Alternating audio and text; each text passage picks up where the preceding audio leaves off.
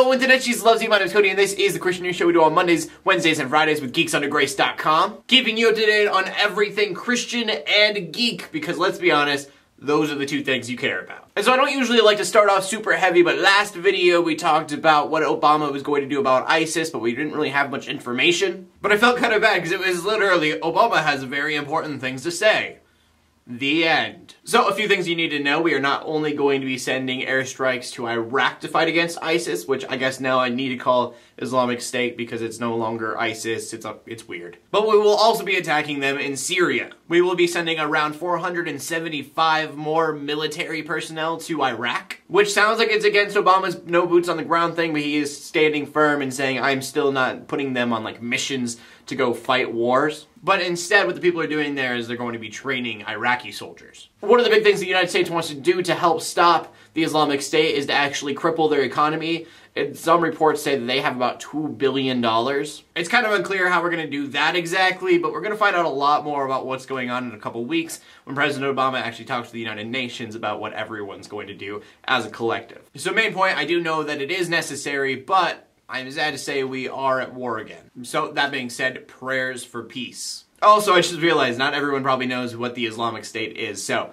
they are committing genocide in Iraq against Christians, Muslims who don't agree with their ideology exactly, and anyone else that does not follow what they believe. If you've heard about the 2 American journalists that were beheaded, that would be these guys. And off of that heavy note and onto a much lighter note, we have some movie news, which I don't feel like we've talked about some movie news in quite a while. There's a new movie coming out called Wayward, the Prodigal Son, and it seems pretty interesting because it's going to be like a modern day retelling of the Prodigal Son story. And to me personally, I love the Prodigal Son story because it's such a short story, but there are so many intricate details within it. It shows characters of God the Father, and then you have the Son, who's actually like people who want nothing to do with God. And then you have the other brother who's actually been devout all his life. And with all of that, and I could get into a whole bunch of other stuff, it also tells you the character of Jesus and how he feels about everything. So it's made by a company called Cedar Fort Entertainment. Robert McMillan is going to be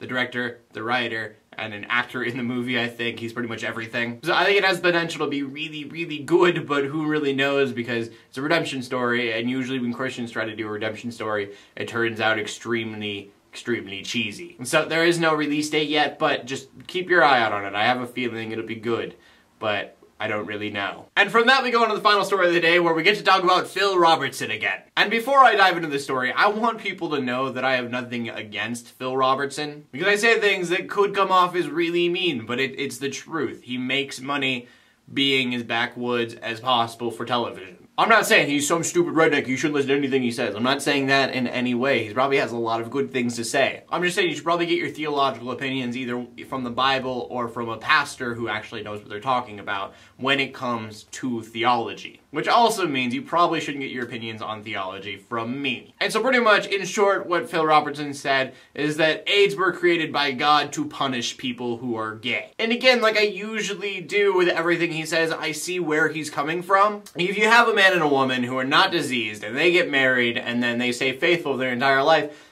they are less likely to get an STD than the guy who sleeps around with everyone, male or female. But the part that I disagree with is that there are so many things wrong with human beings that I don't think they would like find something that specific. Like, that's what I'm going to punish you for, just that one. Maybe a couple other things, but this is going to disease you for life. I definitely think of it much more as in like, God goes, hey, so this world, it's got really great things, it's got really bad things, and that's just so you can tell the difference between the two, and you can know how great the good things are. And so if you want to avoid most of the bad things, you can do what I said in this book here, because that'll help you tremendously in life. But if you don't want to do it, that's completely your choice. And if you want nothing to do with me being God, then, you know, that's completely up to you. That might have some consequences later, but I'm not like punishing you for it right now. There's bad things, and I'm trying to help you stray away from them. But if you don't want to, and you want to take the risk, because it is a risk, it's not 100% that you're gonna get like diseased or something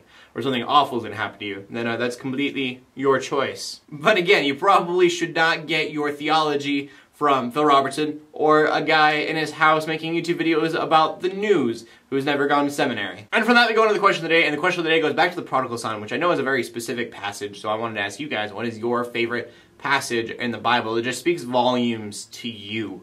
I want to know what you guys have to say, so please leave a comment in the comment section below with your answer. Make sure you check out geeksundergrace.com. Please do that. My name is Cody, Armour, bringing Christian news in a not-so-boring kind of way every Monday, Wednesday, and Friday. In closing, let the haters hate, let the Christians pray, and to everybody like, subscribe. I will see you later, unless you're going to Nesucon, then I will see you later today. In closing, God bless.